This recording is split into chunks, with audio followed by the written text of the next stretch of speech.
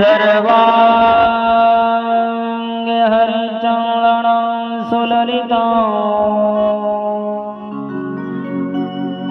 कंठे च मुक्तावली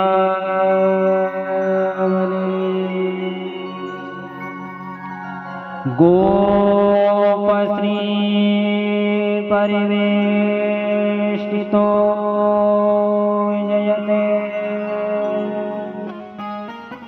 गोपाल चूड़ामणि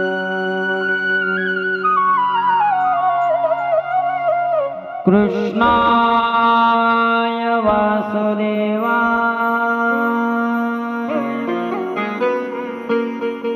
हरये परमात्मने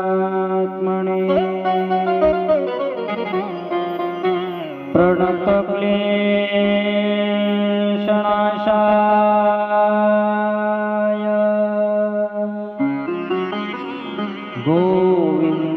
गोविन्दाय नमो नमः।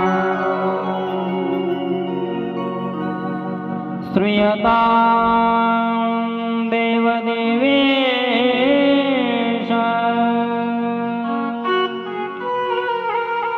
नारायण जगत्पते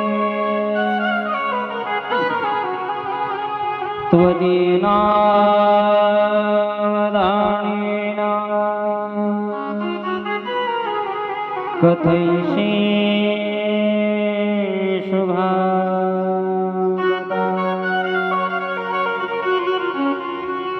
तत्रैव गंगा यमुना त्रिवेणी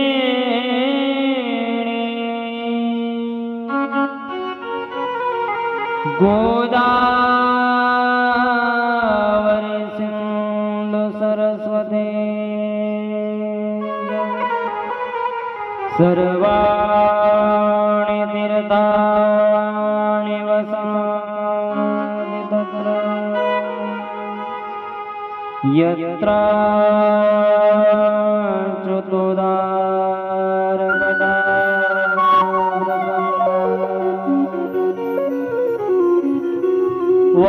वक्रतुंड महाकाय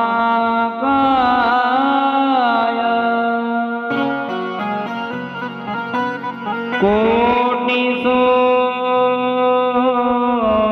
समप्रभ निर्विघ्नं कुरु मे देव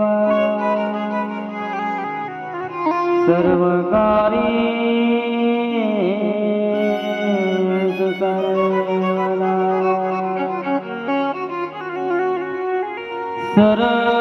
सरस्वती नमस्तुभ्यं वरदे कामरूपिणी विद्यारम्भ करिष्यामि सिद्धिर्भवतु मे सदा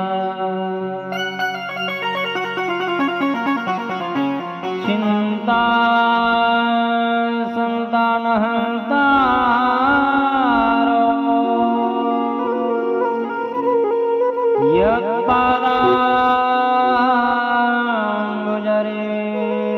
यत्पादाम्बुजरेणव स्वीयानान्तनिजाचार्य प्रणमामि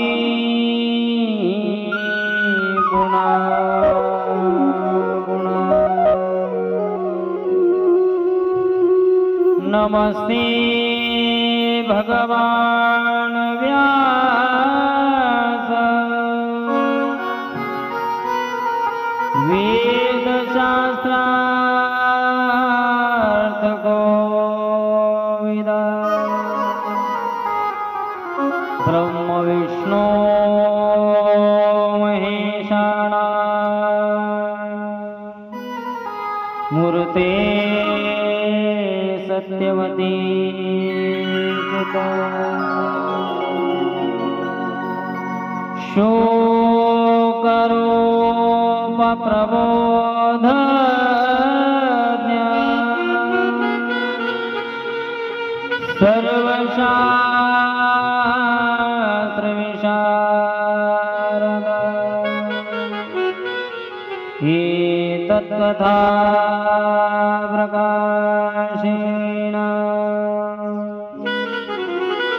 मदज्ञान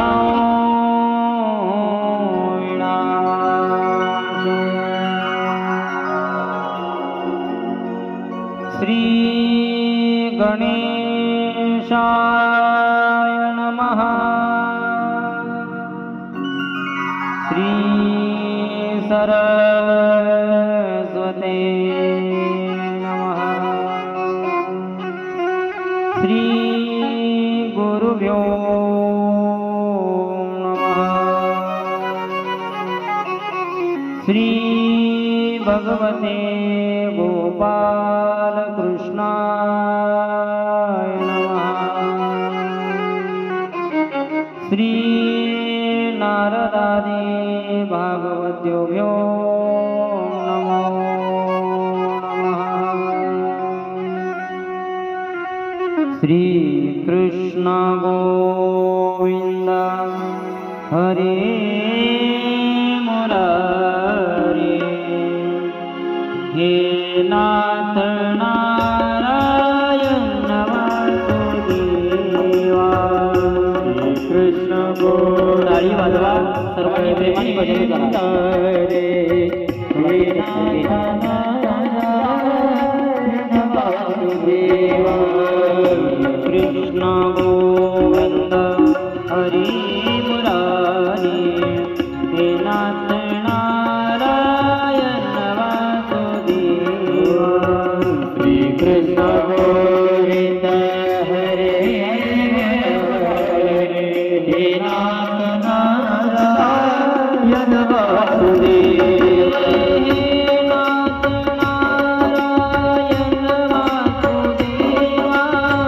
हे नाथ नारायण वासुदेवा। हे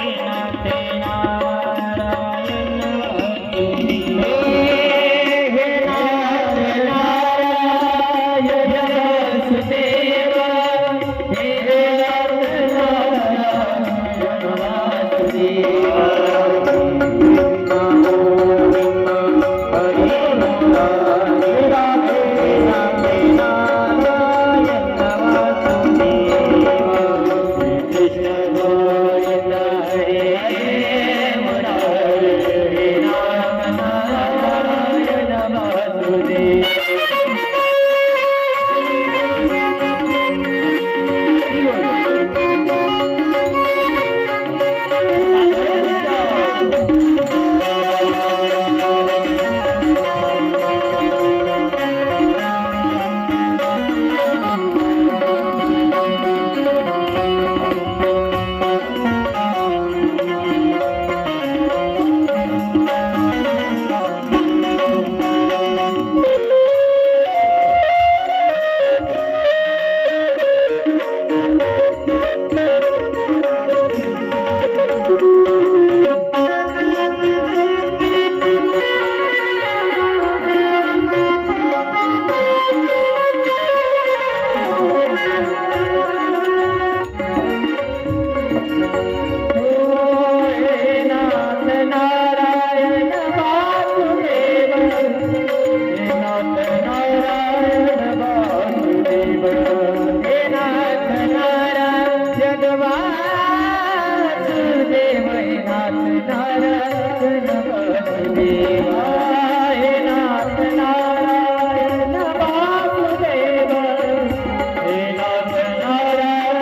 वासुदेव हे नाथ नारायण वासुदेव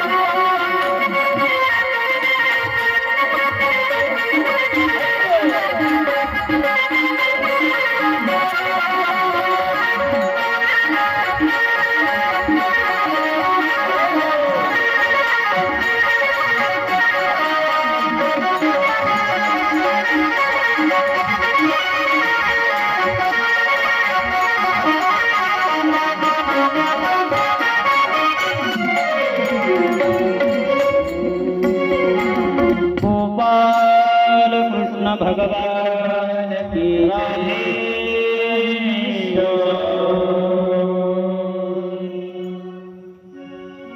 पांडुरंगा करू प्रथम मन दुसरी चरण संताचिया त्यांच्या कृपादाने कधीचा विस्तारो बाबाजी सद्गुरु दास तुका मनोजवं मारुततुल्य वेगा जितेन्द्रियता बुद्धिमता वातात्मजो वानरयो तमुख्यो श्रीरामदूतं शरणं प्रपद्ये समचरण सरोज सांद्रणीराम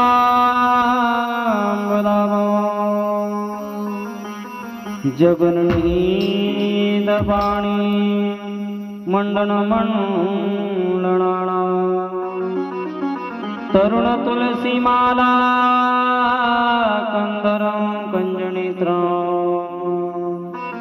सदय धवलहासो विठ्ठलं चिन्तया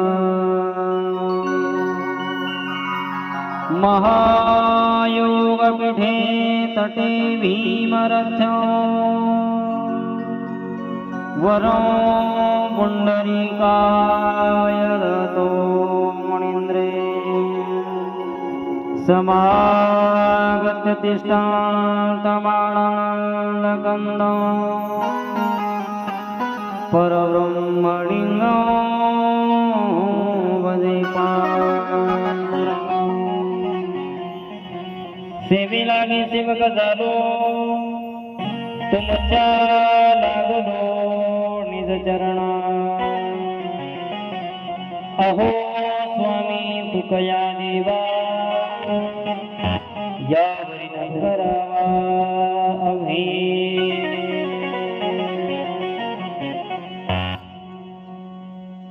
अकारण कारण करुणालय भगवान पंढरीश परमात्माच्या असीम कृपेनं चालत आलेला हा थोडा पेस कमी करा ट्रबल अखंड हरिनाम सप्ताह आणि त्या सप्ताहातील आजचा हा श्रीमद भागवत कथेचा द्वितीय दिवस आणि द्वितीय दिवसाच्या कथेला आरंभ बेस कमी कर मात्र बेस कमी कर गेन ट्रबल फक्त गायन करत असताना विकत द्यायचं आजचा हा दुसरा दिवस दुसऱ्या दिवसाच्या कथेला आरंभ आहे कालपर्यंत आपण श्रीमद भागवत कथा का ऐकावी कथा ऐकल्यानंतर काय होतं कथेचं महात्म्य आपण ऐकलं सज्जन हो आपण काल पाहून गेलो भगवंताच्या नामाचं सामर्थ्य भगवंताचं नामचिंतन जर आपल्या मुखामध्ये आलं,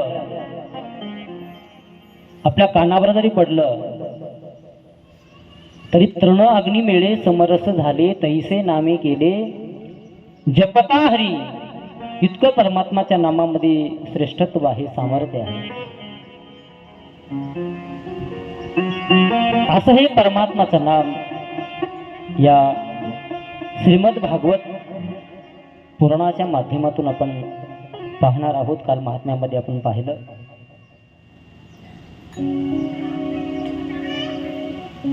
पार्वती मातेनं विचारलं, शंकर परमात्माने सांगितलं, आणि नैमिषारण्याच्या ठिकाणी सुतजी शौनकादिक ऋषीला सांगायला लागले. शौनकादिक विचारतात, सज्जन हो, सुतजी आम्हाला हे सांगा, संसार पाशातून मुक्त व नित्य संचार करणाऱ्या नारदांची आणि आपली भेट कधी झाली? आणि नारदांनी एकांतामध्ये नेमकं तुम्हाला काय सांगितलं? त्यावेळेस सुतजी सांगू लागले. श्री सुत उवाच अत्र ते कीर्तयिषामि भक्ति युक्त कथानकं शुकेन मम यत्रोक्तं शिष्यो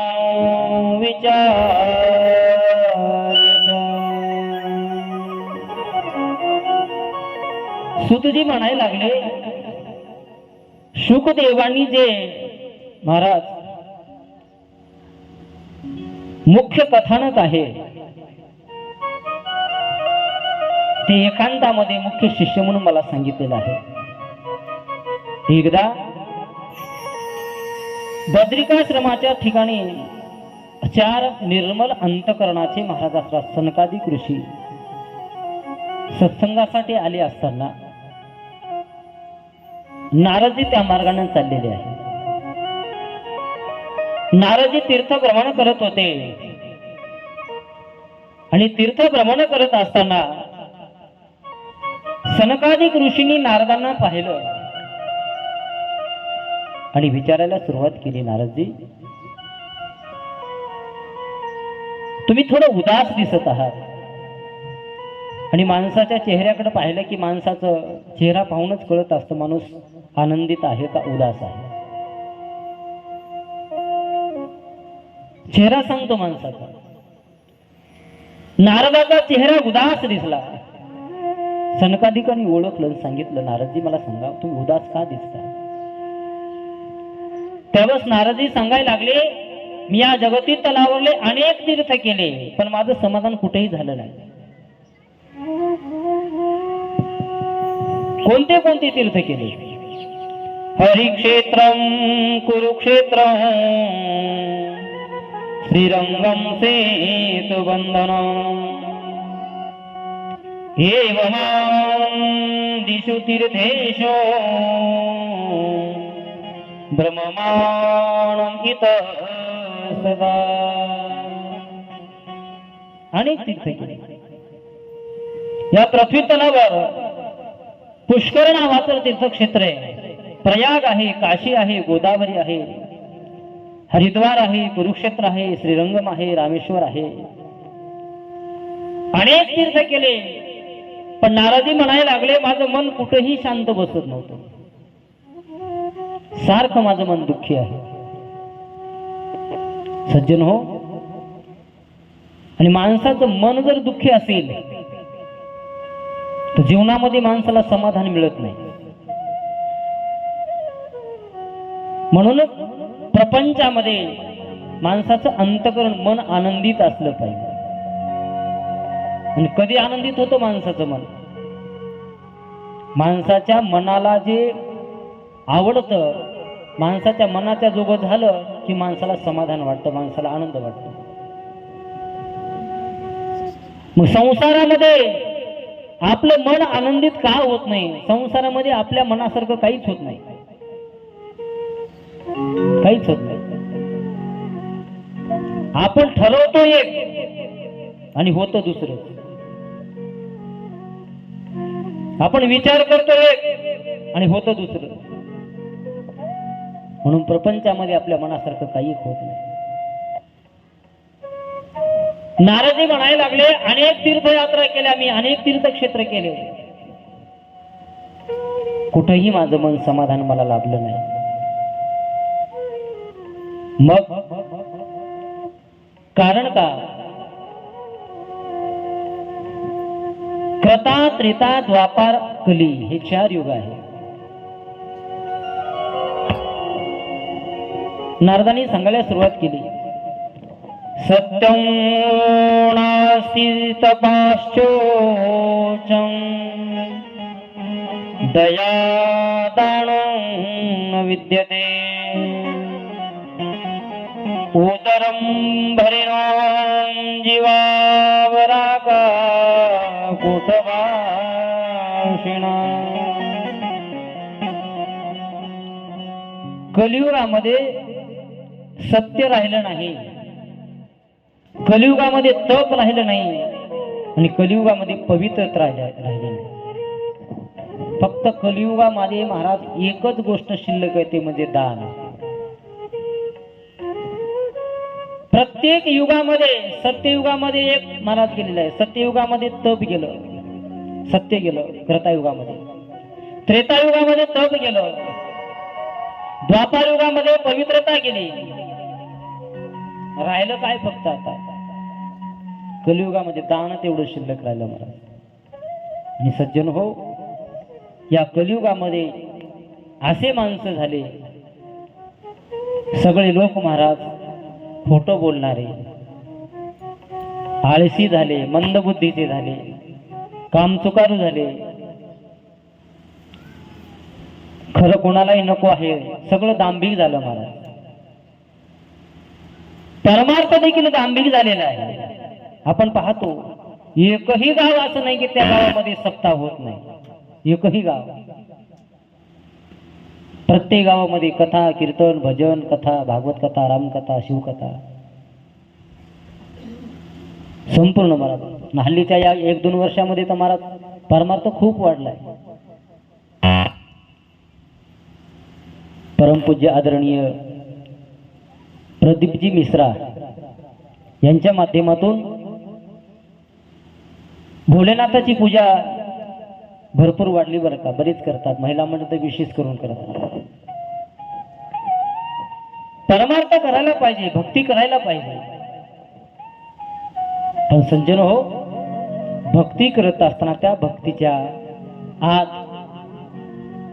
जे प्रेम असायला पाहिजे, जे वैराग्य असायला पाहिजे, जो भाव असायला पाहिजे, तो भाव मात्र तुम्हाला दिसून येत नाही.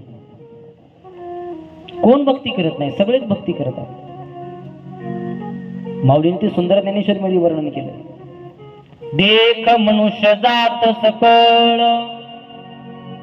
स्वभावताच भजनशील आणि झाले असती केवळ माझी चिठाई.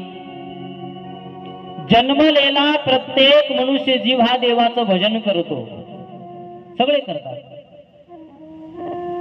आपणही भक्ती करतो महाराज. पण अशी भक्ती आयुष्यभर जरी आपण केली, मरेपर्यंत जरी आपण भक्ती केली, तर मला तर वाटते आपल्या स्वप्नामध्येही परमात्मा येणं शक्य नाही. मग कशी भक्ती केली पाहिजे? भक्ती ते नमन, वैरागी तो त्याग, ज्ञान ब्रह्मीभूत ब्रह्मतण, देहाच्या निरासे पाविजे या ठाया, माझी ऐसी काया जवनो हे, उदक अग्निधान्य झाल्या घडे पाक, आणि एका विन एक कामा नये. आपल्याला स्वयंपाक करायचा आहे बरं का. स्वयंपाक करण्याकरता काय काय लागतं? महिला मंडळ सांगा बरं, काय काय लागतं? का तुमच्या इकडे बोलतच नाहीत का? हा काय काय लागतं सांगा की. तुम्ही स्वयंपाक करत नाहीत का? हा करता ना स्वयंपाक, काय काय लागतं मग? हा म्हणा की गॅस लागतो, लागत नाही का? हा दुसरं काय लागतं? हा ते आमचे महाराज माहीत घासतील घासतील लागत गेलो, पहिलं लागत गेलो. अग्नी लागतो बरं का, धान्य लागतं, आणि तिसरी गोष्ट पाणी लागतं. पाणी आहे, धान्य आहे, अग्नी नाही, स्वयंपाक होईल? अग्नी आहे, धान्य आहे, पाणी नाही, स्वयंपाक होईल? पाणी आहे, अग्नी आहे, धान्य नाही, मग काय लागतं? जसं स्वयंपाक करण्याकरता 3 वस्तूची अत्यंत आवश्यकता आहे, उदक, अग्नी, धान्य. झाल्या घडे पाक, आणि एका विनय एक कामा नाही. तसंच भक्ती करत असताना सज्जन हो, वैराग्यही तेवढंच महत्वाचं आहे. आम्ही भक्ती करायलो, रात्र दिवस आमच्या मुखामध्ये परमात्माचं नाम आहे, पण सज्जन हो, आपली भक्ती ही दांभिक भक्ती कशी आहे? दांभिक भक्ती. तुकोबारांनी स्पष्ट सांगितलं महाराज, असं दांभिक भक्ती तुम्ही आयुष्यभर जरी केली तर देवाची प्राप्ती होणं शक्य नाही. भक्ती ते नमन वैरागी भक्ती ते नमन वैरागी भक्ती ते नमन वैरागी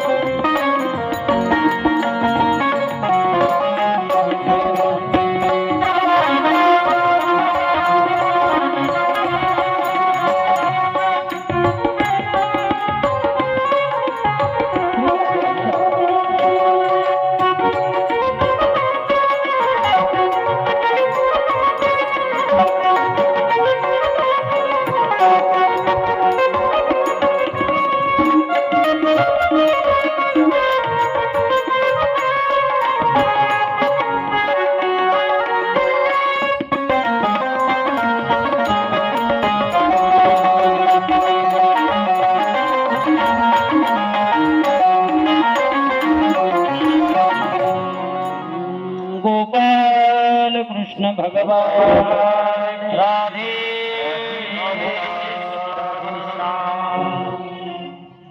म्हणून भक्ती करत असताना भक्ती ते नमन, वैराग्य तो त्याग. भक्तीच्या महाराज पायथ्याशी, भक्तीच्या पोटी महाराज वैराग्य तेवढंच महत्वाचं. तुकोबार म्हणतात, वैराग्याचे भाग्य संत संग हाची लाग, संत कृपेचे हे दीप करी साधका निष्पाप. तोची देव भक्त भेदा भेद नाही जा. भक्त त्याला म्हणतात ज्याच्या अंतःकरणामध्ये भेदच नाही, तो भक्त. अशी भक्ती केली पाहिजे. दांभिक भक्ती करून परमात्माची प्राप्ती होणं शक्य नाही, हे तुकोबारांचं म्हणणं आहे. सोंगे छंदे काही देव जोडे ऐसे नाही, सारा अवघे गाबाळ डोळ्या अडील पडळ, शुद्ध भावावीन जो जो केला तो तोशीन. म्हणजे भक्ती करत असताना आपल्या अंतकरणामध्ये भाव शुद्ध पाहिजे. बरं, भाव जर आपल्या अंतकरणामध्ये शुद्ध नसेल, कितीही भक्ती करा, कितीही दिवस करा, त्याच्याकरता मन निर्मळ पाहिजे, अंतकरण निर्मळ पाहिजे. नारदजी सांगायला लागले, मी तीर्थयात्रा करत होतो. तीर्थयात्रा करत असताना पृथ्वीतलावर अनेक दोष मला दिसत होते. कुठेही माझं मन समाधान लागत नव्हतं. आणि एकदा सहज असताना मी फिरत फिरत फिरत फिरत एक आश्चर्य पाहिलं. नारदजी म्हणतात, मी असं आश्चर्य पाहिलं, एक तरुण स्त्री असा रडत आहे आणि त्या तरुण स्त्रीच्या शेजारी दोन म्हातारे रडत आहेत. आणि त्या तरुण स्त्रीनं मला पाहिलं. पाहिल्याबरोबर ती तरुणी मला बोलायला लागली, बालो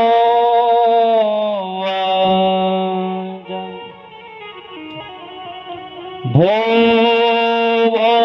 साधो क्षणं तिष्ठ मच्चिन्तामपि नाशय दर्शनं तव लोकस्य सर्वथा घरं परं. ती तरुण स्त्री असताना मला पाहते आणि पाहिल्याबरोबर मला विनंती करते, हे साधू क्षणभर थांबा, थोडा वेळ थांबा आणि माझ्या चिंतेचं निराकरण करा. माझ्या मनामध्ये जी चिंता आहे, माझ्या मनामध्ये जो संशय आहे, माझ्या मनामध्ये जे दुःख आहे, त्या दुःखाचं निराकरण करा. मी कालही सांगून गेलो, आपल्या अंतकरणातलं दुःख हे साधूच निराकरण करू शकतो, देवच निराकरण करू शकतो, दुसरं कोणी करू शकतो. त्या तरुण स्त्रीनं नारदाला विनंती केली आणि नारदाला विनंती केल्याच्या नंतर, तुमच्या दर्शनानं निश्चित माझं पाप नाहीस होईल. सज्जन हो, साधूचं दर्शन झालं रे झालं, पापाचा महाराज नायनाट होत असतो. अर्ध्या क्षणाची जरी संगती महाराज साधूची जर आपल्याला लागली ना, तेने होय गोहरी महत पापा, अनंत जन्माचं पाप नाहीस होत. एवढं सामर्थ्य साधूच्या दर्शनामध्ये.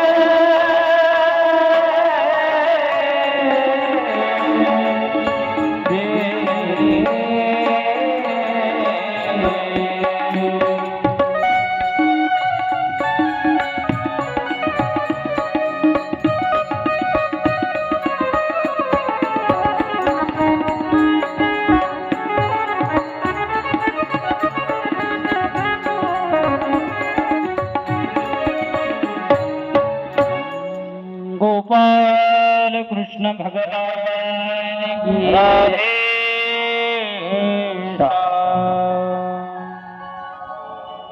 अरदक्षण घडता संताची संगती तेने होय शांती महत्ता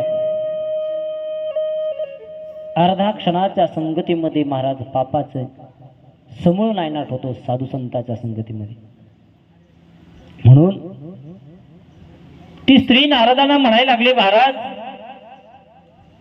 तुम्हीच माझं दुःख निराकरण करू शकता. नारदांनी विचारलं. नारद भक्तीला बोलायला लागले. नारद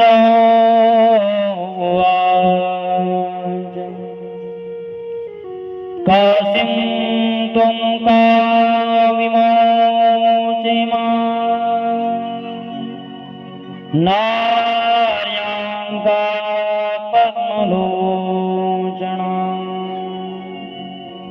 वदं देवी सविस्तार स्वस्य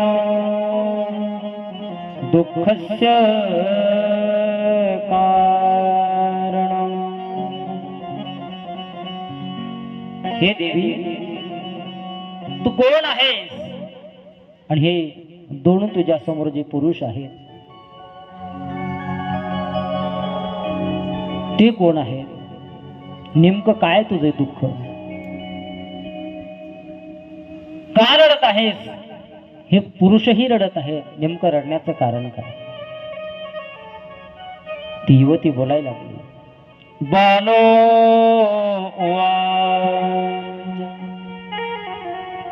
अहं भक्तिरिति ख्याता इमो मे तनयो ज्ञान वैराग्य नामाणो कालयोगेन जर्जरो। तिने सांगितलं, माझं नाव भक्ती आहे आणि हे जे दोन आहेत ना, एकाचं नाव ज्ञान आणि दुसऱ्याचं नाव वैराग्य आहे आणि हे दोन्ही माझे मुलं आहेत, पुत्र आहेत आणि यांना कालगतीमुळे वृद्धावस्था प्राप्त झालेली आहे। त्यावेळेस प्रश्न केला, शंका निर्माण झाली नारदांच्या मनामध्ये। नारद म्हणायला लागले, हे देवी, तू तरुण दिसत आहेस आणि तुझ्या बाजूला जे दोन वृद्ध आहेत, तू म्हणतेस माझे मुलं आहेत, हे तर मुलं तर महाराज असता म्हातारे दिसत आहेत, हे कारण काय? तिने सांगितलं, महाराज कारण का? नारदजी, माझा जन्म द्रविड देशामध्ये झाला। मी उत्पन्न कुठे झाले? द्रविड देशामध्ये। कर्नाटकामध्ये मी वाढले आणि महाराष्ट्रामध्ये काही ठिकाणी मला असला त्या ठिकाणी सन्मान मिळाला आणि गुजरातमध्ये मला वृद्धपाक अवस्था आली। या कलियुगामध्ये कलीच्या प्रादुर्भावामुळं दुर्जनांनी महाराज सगळं काही छिन्न विछिन्न केलं आणि अत्यंत अवस्था महाराज असली त्यांची अशी झालेली आहे। कलियुगामध्ये सज्जन हो, भक्ती ही तरुण आहे आणि ज्ञान आणि वैराग्य, भक्तीच्या पोटी जन्माला आलेलं ज्ञान आणि वैराग्य यायला मात्र जर्जर अवस्था प्राप्त झाली, वृद्धापकाळ अवस्था प्राप्त झाली। सगळेच भक्ती करत असताना दिसतात, म्हणून नारदजीला विनंती केली त्या भक्तीनं, महाराज काहीही करा पण माझ्या दोन्ही मुलांना चिर तरुण अवस्था प्राप्त झाली पाहिजे। मग काय केलं पाहिजे? आकाशवाणी झाली, नारदाला सांगितलं, तुम्ही श्रीमद भागवताचं यांना कथन करा, श्रीमद भागवत ग्रंथ यांना तुम्ही सांगा, निश्चित आश्रमाला चिर तरुण अवस्था प्राप्त होईल। नारदांनी मग भक्ती आणि ज्ञान वैराग्यांना सुंदर प्रकारे महाराज भगवंताचं जे चरित्र आहे श्रीमद भागवत महापुराण हे ज्यावेळेस सांगायला प्रारंभ केला त्यावेळेस दोन्ही वृद्ध जे होते महाराज ज्ञान आणि वैराग्य यांना चिर तरुण अवस्था प्राप्त होऊ लागली होती। भगवंताच्या नामाचं हे सामर्थ्य सज्जन आहे महाराज। भगवंताच्या नामाचा रसच तसा आहे, ज्याने ज्याने भगवंताच्या नामाचा रस प्राशन केला ना त्याला त्याला देखील असणारा चिर तरुण अवस्था प्राप्त होते। वृद्धही होती, तरणे म्हातारे देखील तरणे होतात। कशामुळं? फक्त आणि फक्त भगवंताच्या नामामुळं। असं परमात्माचं नाम श्रेष्ठ आहे हे नारदांनी महाराज त्या ठिकाणी सांगितलेलं आहे, भक्तीचं दुःख दूर करण्याचा उपाय। सज्जनो, नारदांनी देखील भगवंताच्या नामाचा आधार घेतला। व्यास महाराजांना सांगत असताना नारदांनी आपलं पूर्वचरित्र सांगितलं। महाराज नारद म्हणायला लागले व्यास महाराजांना, व्यास ज्यावेळेस खिन्न झाले होते त्यावेळेस भगवंताच्या नामाचा, साधू संतांच्या दर्शनाचा परिणाम सांगितला। व्यास महाराजांना म्हणतात, महाराज मी पूर्वजन्मामध्ये दासी पुत्र होतो, मला साधूची सेवा घडली, साधूची सेवा घडल्यामुळं मला हा जन्म, या जन्मामध्ये महाराज ब्रह्मदेवाचे मानस पुत्र म्हणून जन्माला यावं लागलं. हे परिणाम साधूच्या दर्शनाचा.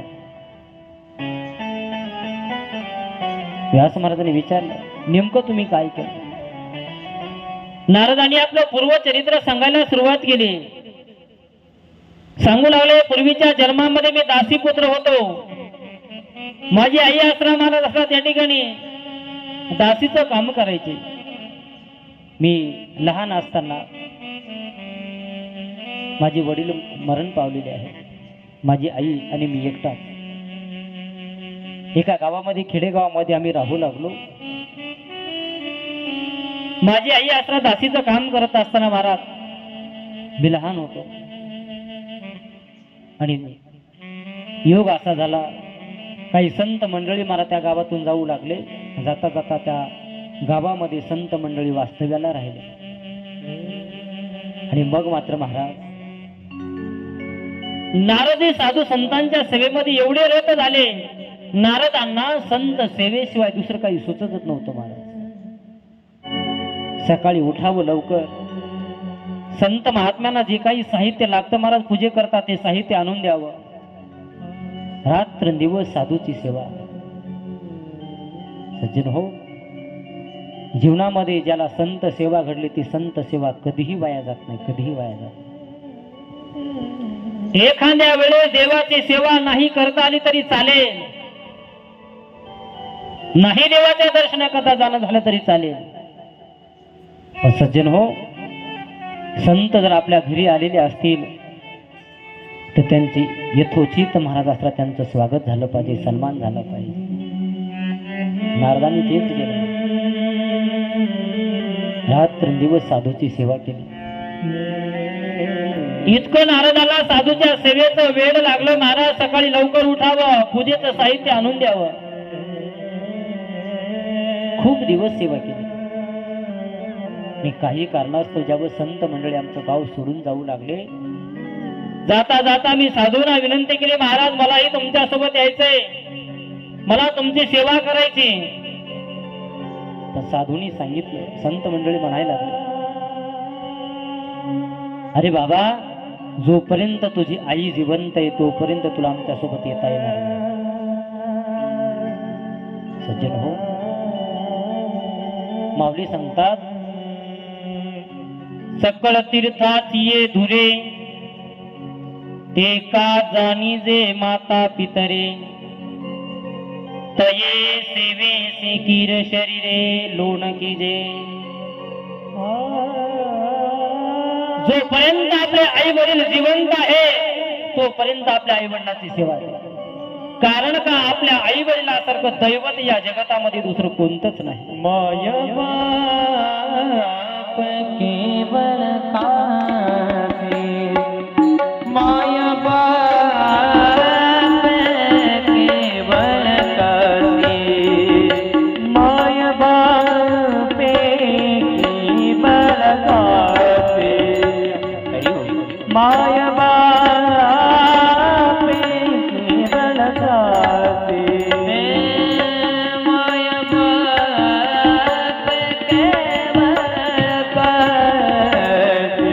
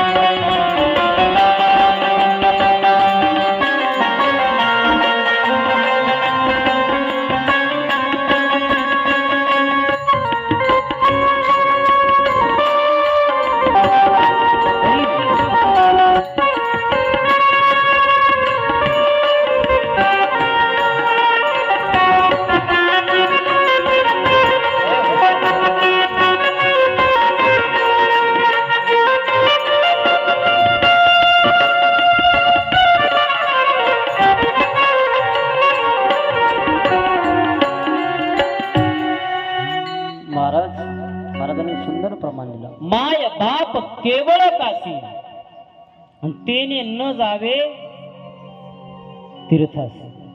नाहीतर महाराज बरेच माणसं घरी मायबापाला धड बोलत नाहीत आणि पृथ्वी तलावाला एकही तीर्थ सोडत नाहीत. मायबापाला घरी धड बोलायचं नाही आणि मग काशी सोडायची नाही, प्रयाग सोडायचं नाही, अमरनाथ, बद्रीनाथ, केदारनाथ सगळे तीर्थयात्रा करायचे. जगतामध्ये एवढेही तीर्थ यात्रा जरी केल्या आणि आई बापाला जर धड बोलत नसेल तर त्या तीर्थयात्रेला फळ नाही बरं. त्याला मूर्ख म्हटलंय माऊलीने, मूर्ख. घरी धडी बोली नाही माता पितरा, येरी विश्व भरू आदरा. आता आदर आहे महाराज जगतामध्ये, पण तो व्यक्ती जर महाराज घरी आपल्या आई वडिलाला जर धड बोलत नसेल तर त्याला मूर्ख म्हटलं नाही. विचार करा सज्जन हो. म्हणून आपलं मूळ दैवत आपले आई वडील आहे. जोपर्यंत आपले आई वडील जिवंत आहे तोपर्यंत आपल्या आई वडिलाची सेवा करा. काही करा महाराज. मी नेहमी सांगतो जगामध्ये आपल्यावर प्रेम करणारे भरपूर आहेत. संपत्ती करता काही प्रेम करतात, काही स्वरूपाकडे पाहून प्रेम करतात महाराज. पण एकच जगतामध्ये पात्र असं आहे की तुमची आमची संपत्ती पाहत नाही, स्वतःचा स्वार्थही पाहत नाही महाराज. ते पात्र म्हणजे मातेचं पात्र आहे महाराज. जगाचं प्रेम एका पारड्यामध्ये टाका महाराज आणि आईचं प्रेम एका पारड्यामध्ये टाका. 9 महिने 9 दिवस प्रेम, 9 महिने 9 दिवसाचं महाराज प्रेम जास्त भरतं कुणाचं? आईचं. निष्काम प्रेम करते, कोणतीच भावना नसते आईच्या अंतःकरणामध्ये, कोणतीच नसते. कसाही मुलगा राहू द्या महाराज, कितीही वाईट मुलगा राहू द्या, त्या आईच्या अंतःकरणामध्ये मुलाबद्दल प्रेमच असते. एक हिंदीमध्ये नेहमी वाक्य सांगतो मी महाराज. फूल कभी दो बार नहीं खिलते, फूल कभी दो बार नहीं खिलते, जन्म कभी दो बार नहीं मिलते.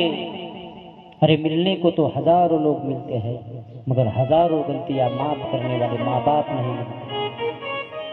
तुमच्या आमच्या हजारो चुका होतात महाराज. त्या सर्व चुका पोटामध्ये घालण्याचं एकच मार्ग राबवला ते म्हणजे आपल्या आईचं अंतःकरण.